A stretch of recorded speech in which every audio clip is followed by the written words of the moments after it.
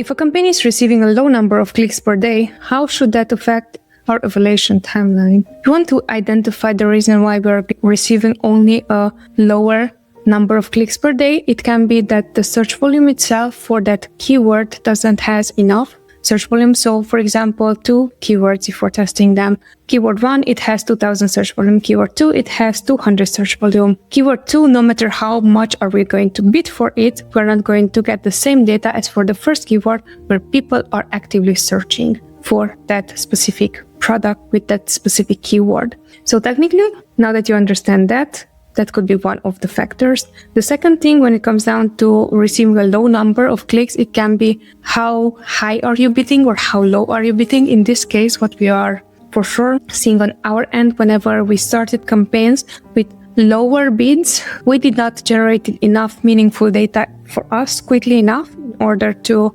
decide to should we move forward or not. So in this case, again, the 2000 search volume keyword and 200 search volume keyword. Now, if we know already that the 200 search volume keyword is naturally going to generate less amount of eyeballs than the one that has 2000, even if we're going to up the bid. So example, even if we're going to up the bid from $2 to even $20, we still are not going to generate more eyeballs just because there are less people who are looking for that specific product with that specific keyword. So this is the way how we would evaluate when it comes down to the number of clicks. And when it comes down to evaluating timeline, there are 2 methods that we're using. The inch up method is going to, each time whenever you're starting a campaign, you are going to bid just a bit lower and then increase your bid as day passes by, right? Either you can increase this during the day if you see that there's nothing coming in. Either you can increase this day 1, day 2, day 3, and so forth. So you can have it that way. Either you're going to start at the highest bid possible,